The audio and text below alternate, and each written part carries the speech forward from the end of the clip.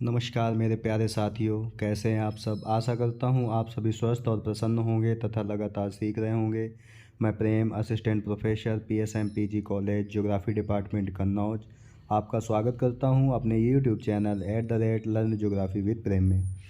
दोस्तों, इससे पहले वाले वीडियो में हमने बात की है आपसे एल.सी. रेकलस महोदय की और वाइडल डी ला ब्लास महोदय की। ठीक है, हम जो ये सीरीज चला रहे हैं थॉट की, जिसमें हम बात कर रहे हैं इस समय आपसे आधुनिक फ्रांसीसी भूगोलवेत्ताओं की, जिसमें हमने दो के बारे में चर्चा कर ली है। ठीक है दोस्तों, आज हम बात करेंगे आपसे इस वीडियो में अगले फ्रांसीसी भूगोलवेत्ता, जो प्रमुख भूगोलवेत्ता थे।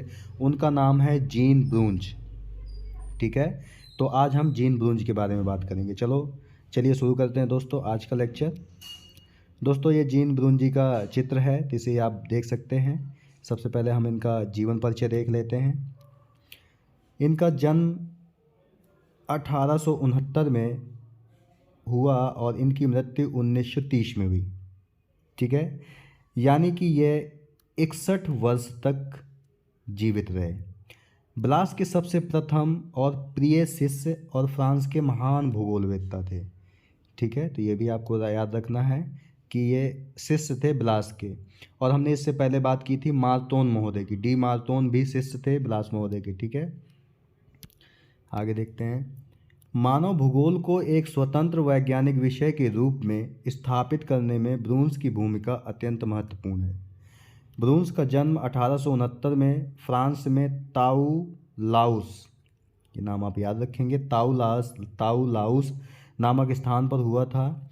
इन्होंने पेरिस के इकोल नॉर्मल सुपीरियर नामक शैक्षिक संस्थान से शिक्षा प्राप्त की थी।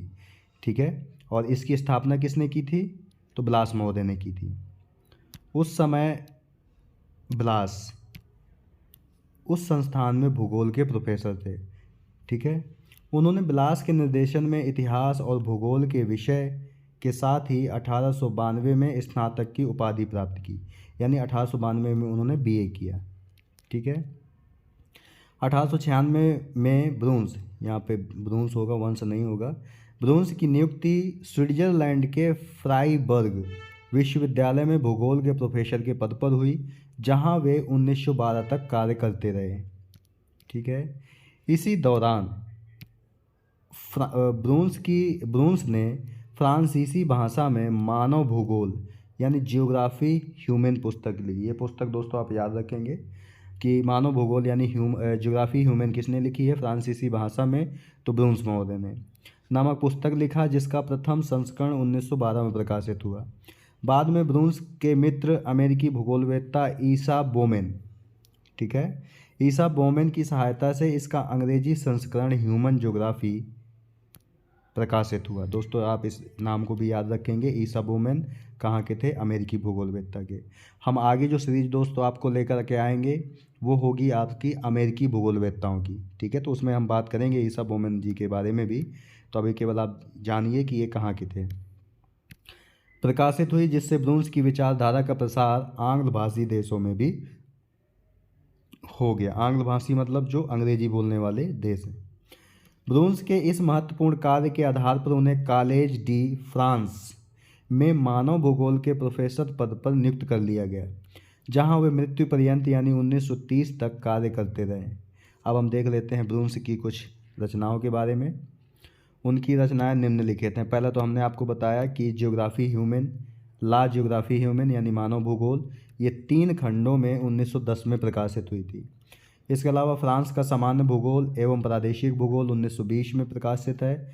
यह पुस्तक भी फ्रांसीसी लेखक गिरडीन के सहायता से लिखी गई थी। दोस्तों, ये आप याद रखेंगे कि गिरडीन की सहायता से लिखी गई। ठीक है, फ्रांस का राजनीतिक भूगोल और परिवहन भूगोल 1926 में डिफोंते के सहयोग से लिखी गई थी। तो ये आप याद रखेंगे कि गिराडीन महोदय के सहयोग से कौन सी पुस्तक लिखी गई और डिफोते के सहयोग से कौन सी पुस्तक लिखी गई।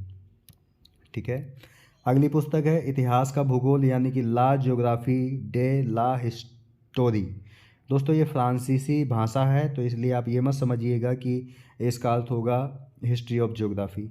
ठीक है, ला ज्योग्राफी डी ला हिस्ट्री, ये नाम है उसका। 1921 में प्रकाशित हुई थी। इसके बाद ईसा बोमेन की राजनीतिक भूगोल की पुस्तक नया विश्व, न्यू वर्ल्ड, ये दोस्तों पुस्तक आप याद रखेंगे कि न्यू वर्ल्ड किसने लिखा, तो ईसा बोमेन की पुस्तक है, ये पूछी जाती है आपसे, तो ये आप याद रखेंगे। का फ्रांसीसी अनुवाद 1928 में प्रकाशित हुआ था। रूस मोदी की कुछ विचारधाराएं हैं जो वो मानते थे। पार्थिव एकता का सिद्धांत मानते थे। पार्थिव एकता के बारे में आपको बताया गया है कि इस ब्रह्मांड में या पृथ्वी तल पर जितने भी तत्व हैं, भौगोलिक तत्व, वो सभी एक दूसरे से जुड़े हुए हैं, यानी वो सभी एक दूसरे को प्रभावित करते हैं और एक दूसरे से प्रभावित होते हैं। ये आपका पार्थिव एकता का सिद्धांत है, ठीक है। और इनका सबसे महत्वपूर्ण सिद्धांत है क्रियाशीलता या परिवर्तन का सिद्धांत। यानी ब्रून्स महोदय ने बताया था कि यहाँ पर यानी पृथ्वी में कोई भी चीज़ स्थिर नहीं है, वह परिवर्तित हो रही है, प्रतिपल परिवर्तित हो रही है। हो सकता है हम उसे देख नहीं पा रहे हों। फॉर एग्जाम्पल के लिए एक पेड़, ठीक है, पेड़ जो आपको दिख रहा है वो एक दिन में पेड़ नहीं बना है, लेकिन अगर आप उसे ध्यान से देखेंगे तो कितना बढ़ रहा है ये आप कभी देख नहीं पाओगे। यानी परिवर्तन तो हो रहा है उसमें, लेकिन हम देख नहीं सकते, लेकिन परिवर्तन तो हो ही रहा है। तो प्रकृति का प्रत्येक तत्व परिवर्तित हो रहा है, चाहे वो मानव हो या पेड़ पौधे हो या कोई जीव हो, सब कुछ परिवर्तित हो रहा है। या अजैविक हो, यानी कि पर्वत पठार मैदान, ये भी परिवर्तित हो रहे हैं। यहाँ कोई परिवर्तनशील नहीं, कोई स्थिर नहीं है। यहाँ तक कि दोस्तों जो विचार हैं मनुष्य के वो भी प्रतिपल परिवर्तित होते रहते हैं, ठीक है। तो ये परिवर्तन का सिद्धांत था, इसे भी हम अभी आगे भी देखेंगे, हमने आपको केवल समझा दिया कि है क्या। मानव भूगोल के तत्व, फैक्ट्स ऑफ ह्यूमन ज्योग्राफी। ब्रून्स की प्रसिद्ध पुस्तक मानव भूगोल यानी कि ह्यूमन ज्योग्राफी में मानव भूगोल के तथ्यों की विस्तृत विवेचना की गई है। उन्होंने मानव भूगोल के तथ्यों को दो भिन्न ढंग से वर्गीकृत किया। कौन कौन से थे? सभ्यता के विकास के आधार पर वर्गीकरण और यथार्थवादी वर्गीकरण, ठीक है। तो सबसे पहले देख लेते हैं हम सभ्यता के विकास के आधार पर वर्गीकरण। ब्रून्स ने अपनी पुस्तक मानव भूगोल में सभ्यता के विकास को ध्यान में रखकर मानव भूगोल के तथ्यों को 4 वर्गों में विभक्त करके विश्लेषण किया, जो इस प्रकार हैं, ठीक है। 4 वर्गों में बांटा उन्होंने। कौन कौन से? प्राथमिक आवश्यकता का भूगोल यानी geography of first vital necessity. इसके अंतर्गत मानव की 3 मूलभूत यानी कि प्राथमिक आवश्यकताएं, भोजन, वस्त्र और आश्रय, जिसे हम रोटी कपड़ा मकान कहते हैं, जनरल भाषा में सम्मिलित किया इसे, ठीक है। इसके बाद भूशोषण का भूगोल यानी ज्योग्राफी ऑफ अर्थ एक्सप्लॉइटेशन। इसमें उन्होंने क्या कहा, किसे शामिल किया? इसमें मानव की उन क्रियाओं तथा प्रयत्नों को सम्मिलित किया जिनके द्वारा वह प्राकृतिक संसाधनों का शोषण करके अपनी आवश्यकताओं की पूर्ति करता है। यानी कहने का मतलब वह कोई भी काम करता है अपनी आवश्यकताओं की पूर्ति के लिए, तो जाहिर सी बात है प्राकृतिक संसाधनों का ही शोषण करता है और अपनी आवश्यकताओं की पूर्ति करता है, ठीक है। जैसे इसके अंतर्गत पशुपालन करता है, कृषि, खनन, औद्योगिकरण आदि सम्मिलित किए गए। यानी कोई भी कार्य हो आपका, तो वो प्राकृतिक संसाधनों का शोषण करके अपनी आवश्यकताओं की पूर्ति करता है, तो उसने दूसरे में शामिल किया। इसके अलावा सामाजिक भूगोल यानी सोशल ज्योग्राफी, इसके अंतर्गत मनुष्य की अंतर्निर्भरता, श्रम विभाजन, सहकारिता, नागरिक व्यवस्था आदि को सम्मिलित किया गया। चौथे नंबर पे उसने राजनीतिक और ऐतिहासिक भूगोल यानी पॉलिटिकल और हिस्टोरिकल ज्योग्राफी। इसके अंतर्गत ब्रून्स ने राजनीतिक और प्रशासकीय तथ्यों तथा ऐतिहासिक घटनाओं से संबंधित तथ्यों को सम्मिलित किया था, ठीक है। इसके बाद उनका यथार्थवादी वर्गीकरण है, यानी कि हमने बताया कि मानव भूगोल पुस्तक में उन्होंने भूगोल को 2 वर्गों में विभाजित किया। एक तो सभ्यता के आधार पर, ठीक है, तो सभ्यता के आधार पर उन्होंने 4 भागों में वर्गीकृत किया, जो हमने ऊपर देखा। इसके बाद दूसरा था यथार्थवादी वर्गीकरण। तो यथार्थवादी क्या था, यानी पॉजिटिव क्लासिफिकेशन। इसमें क्या किया उन्होंने, इसके अंतर्गत उन्होंने मानव भूगोल के तथ्यों को 3 प्रमुख वर्गों और 6 आवश्यक तथ्यों में विभाजित किया। 3 प्रमुख में और 6 आवश्यक तथ्यों में विभाजित किया, और प्रत्येक वर्ग में 2-2 आवश्यक तथ्यों को रखा, ठीक है। तो ये चीज़ आपको समझनी है कि 3 भागों में, प्रमुख में और 6 आवश्यक तथ्यों में, और प्रत्येक में 2-2 तथ्यों को सम्मिलित किया। अब देख लेते हैं इन्हें कौन कौन से हैं।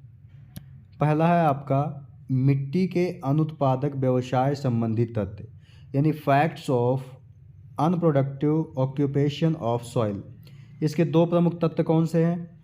ग्रह और राजमार्ग, ठीक है, यानी कि हाउस और हाईवे को शामिल किया। इसके बाद है आपका ब्रून्स के अनुसार ग्रहों और सड़कों के अंतर्गत प्रयुक्त भूमि से कोई आर्थिक उत्पादन नहीं होता है, अतः इन्होंने इसे अनुत्पादक व्यवसाय की संज्ञा दी थी, ठीक है।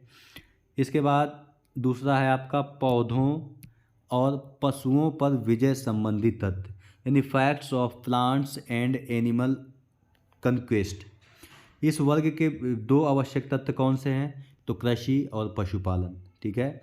ब्रून्स ने कृषि और पशुपालन को क्रमशः प्राकृतिक वनस्पतियों तथा जंगली पशुओं पर मनुष्य की विजय का प्रतीक माना है, ठीक है। इसके बाद तीसरा है आपका विनाशकारी अर्थव्यवस्था संबंधी तथ्य, यानी फैक्ट्स ऑफ डिस्ट्रक्टिव इकोनॉमी। इस वर्ग के दो आवश्यक तथ्य हैं खनिज संपत्ति का शोषण, ठीक है, खनिज संपत्ति का शोषण यानी पौधों और पशुओं का विनाश, ठीक है। दो तथ्य कौन से हैं आपके? एक तो खनिज संपत्ति का शोषण, दूसरा है पौधों और पशुओं का विनाश। मनुष्य प्रकृति द्वारा निर्मित खनिज भंडारों तथा पौधों एवं पशुओं का अपनी स्वार्थ सिद्धि के लिए अंधाधुंध शोषण करता है, जबकि इस विनाश की क्षतिपूर्ति निकट भविष्य में संभव नहीं हो पाती। आपको पता है कि यही सब क्रिया के कारण मनुष्य के सामने विकट समस्याएं, पर्यावरणीय समस्याएं खड़ी हैं, जैसे कि ग्लोबल वार्मिंग, जलवायु परिवर्तन, ओजोन डिप्लेशन। क्यों? क्योंकि मनुष्य ने आवश्यकता से अधिक प्रकृति का शोषण किया है, ठीक है। तो जाहिर सी बात है उसकी भरपाई तो उसे करनी ही पड़ेगी, ठीक है। इसलिए ब्रून्स ने इन विनाशकारी आर्थिक क्रियाओं को आर्थिक लूट यानी इकोनॉमिक प्लंडर और इस प्रकार की अर्थव्यवस्था को लुटेरी अर्थव्यवस्था यानी कि रॉबर इकोनॉमी की संज्ञा दी है, ठीक है। तो ये आपको याद रखना है कि आर्थिक लूट का कंसेप्ट किसने दिया था? तो ब्रून्स महोदय ने, ठीक है।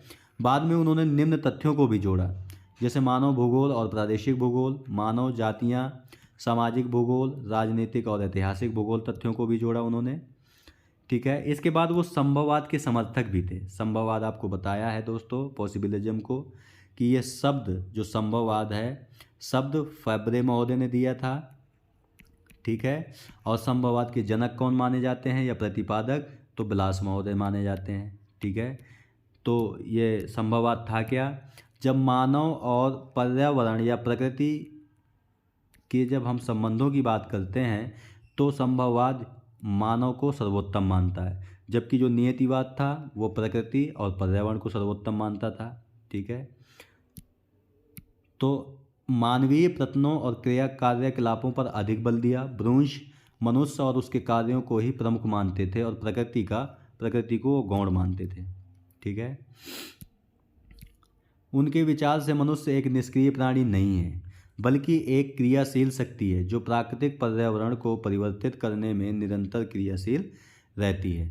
पार्थिव एकता का सिद्धांत कई बार आपको दोस्तों बताया है, प्रिंसिपल ऑफ टेरेस्ट्रियल यूनिटी, ठीक है। पार्थिव एकता का सिद्धांत किसने दिया था? तो बिलास महोदय ने दिया था, ये भी आपको बताया था पहले।